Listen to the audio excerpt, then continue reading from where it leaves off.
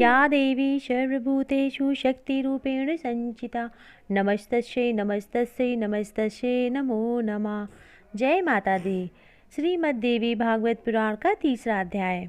तीसरे अध्याय में देवी महात्म्य का वर्णन है। देवी द्वारा त्रिदेवों की दृष्टि के कार्यों से नियुक्त करना, आदि शक्ति का गंगा आदि 5 रूपों में विभक्त होना, ब्रह्मा जी के शरीर से मनु और सतरूपा का प्रादुर्भाव, दक्ष की कन्याओं से दृष्टि विस्तार बताया गया है।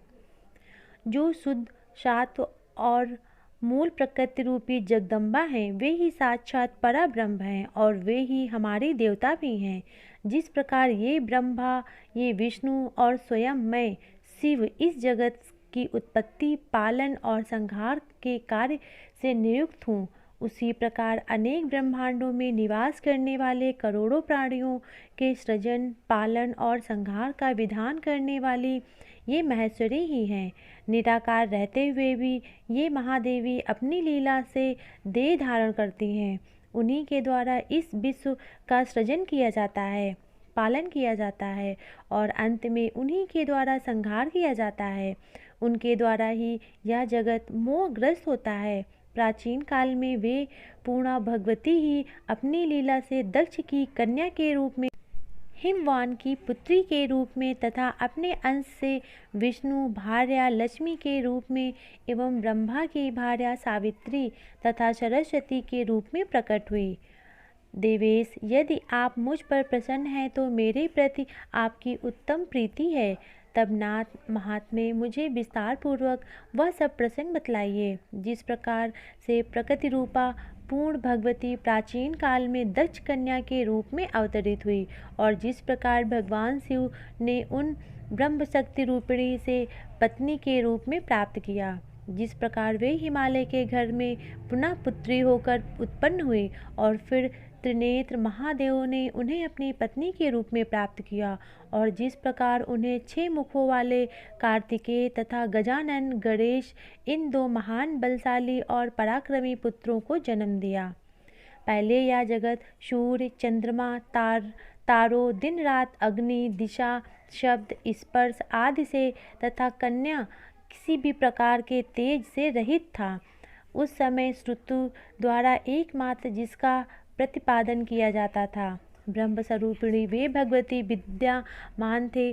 सच्चिदानंद विग्रह वाली ये प्रकृति रूपा भगवती शुद्ध ज्ञान से युक्त, नित्यवाणी से परे, निर्वय योगिनियों के द्वारा कठिनता से प्राप्त होने वाली, सर्वस्त्र व्याप्त रहने वाली, उपद्रवों में रहित, नित्यानंद स्वरूपिणी तथा सूक्ष्म और गुरुत्व आदि गुणों से परे हैं। उन भगवती की दृष्टि करने से इच्छा हुई उसी समय रूप रहित होते हुए प्रकृति स्वरूपिणी उन पराब्रह्म ने अपनी इच्छा से शीघ्र ही प्रसन्नतापूर्वक रूप धारण कर लिया। उनका विग्रह निखरे हुए काजल के समान था। विकसित कमल के रूप, सुंदर मुख तथा 4 भुजाएं, नेत्र लाल वर्ण थे, बाल खुले हुए और दिशा स्वरूपी वस्त्र से सुशोभित, स्थूल तथा उत्पन्न स्तनधारणी ज्योतिर्मयी वे सिंह के पीठ पर विराजमान थी।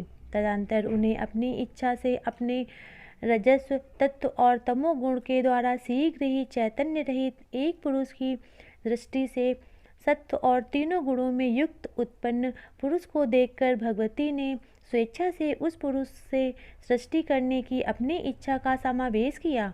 यह देखकर वह शक्तिमान पुत्र तीनों गुणों के आश्रय में ब्रह्मा, विष्णु और शिव नाम वाले तीनों पुरुष के रूप में प्रकट हो गए। इस पर भी सृष्टि नहीं हो रही थी। ऐसा देखकर उन भगवती ने उन पुरुषों को जीवात्मा और परमात्मा इन 2 रूपों में विभक्त कर दिया। उसके बाद वे प्रकृति अपनी इच्छा से स्वयं अपने को भी 3 भागों में विभक्त माया, विद्या और परमा इन तीनों रूपों में प्रकट हो गई। प्राणियों को विमोहित करने वाली जो शक्ति है वही माया है और संसार को संचालित करने वाली तथा प्राणियों में स्पंदन आदि का संचार करने वाली जो शक्ति है वही परमा कही गई है।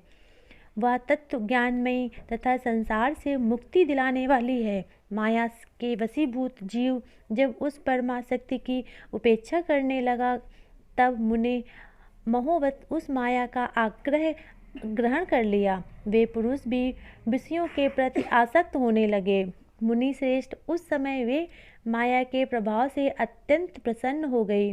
तीसरे जो विद्या और स्वयं गंगा, दुर्गा, सावित्री, लक्ष्मी और सावित्री इन पांचों रूपों में विभक्त हो गई, उस साक्षात जगत पालनी पूर्णा प्रकृति के सृष्टि काल का ब्रह्मा, विष्णु तथा शिव को अलग अलग नियुक्त करके कहा, मैंने सृष्टि के नियमित के लिए आप लोगों को अपनी इच्छा से उत्पन्न किया है।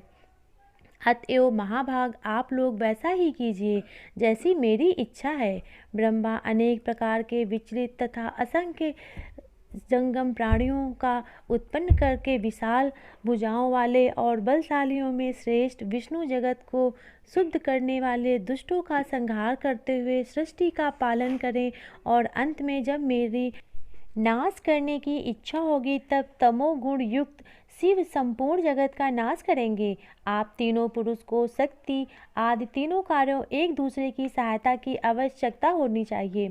मैं सावित्री आदि 5 श्रेष्ठ देवियों के रूप में विभक्त होकर आप लोगों की पत्नियां बनकर स्वेच्छापूर्वक विहार करूंगी और सभी प्राणियों में नारी रूप धारण कर शंभु के सहयोग स्वेच्छा से प्राणी को जन्म दूंगी।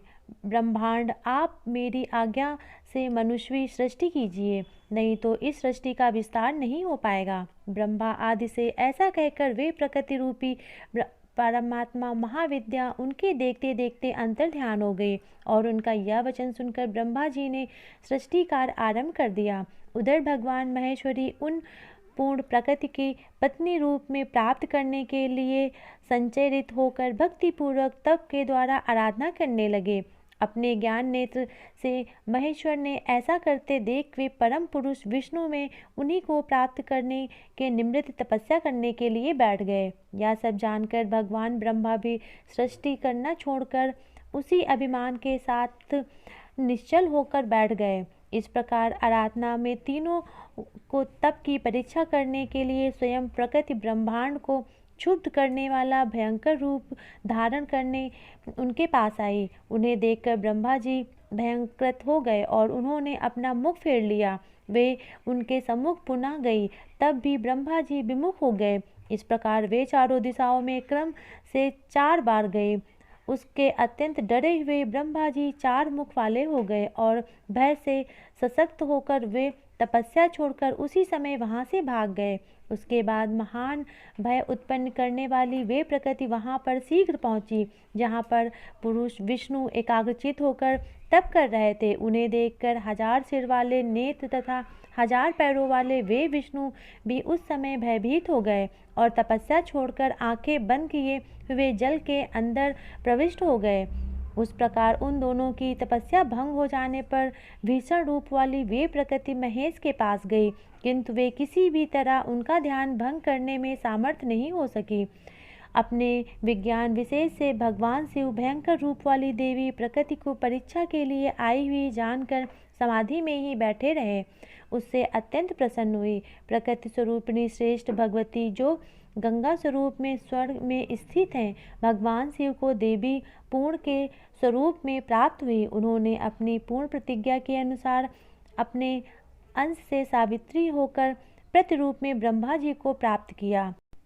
इसके बाद महामते समाधि भंग हो जाने से ब्रह्मा ने पृथ्वी आदि महाभूतों तथा अन्य तत्वों की उत्पत्ति करके मारीच, अत्रि, पुलह, अग्रचित, नारद, भृंगु और पुलस्त इन 10 मानस पुत्रों का सृजन किया। महामते ये सभी 10 पुत्र समान गुण प्रभाव वाले थे। इसके बाद उन्होंने दक्ष आदि प्रमुख प्रजापतियों तथा मनुष्यों की उत्पत्ति की। तदंतर उन्होंने मानसी पुत्र संध्या और मनोभव कामदेव को उत्पन्न किया तथा पुनः स्वर्ग, मृत्युलोक और पाताल लोक में स्त्री पुरुषों को विमोहित करने के लिए काम रूप तथा उस पुरुष को स्वयं नियुक्त कर दिया। प्रजापति ब्रह्मा ने सभी प्राणियों से विमोह उत्पन्न करने के उद्देश्य से उन्हें पुष्पमय धनुष तथा पुष्पमय 5 बाण प्रदान किए।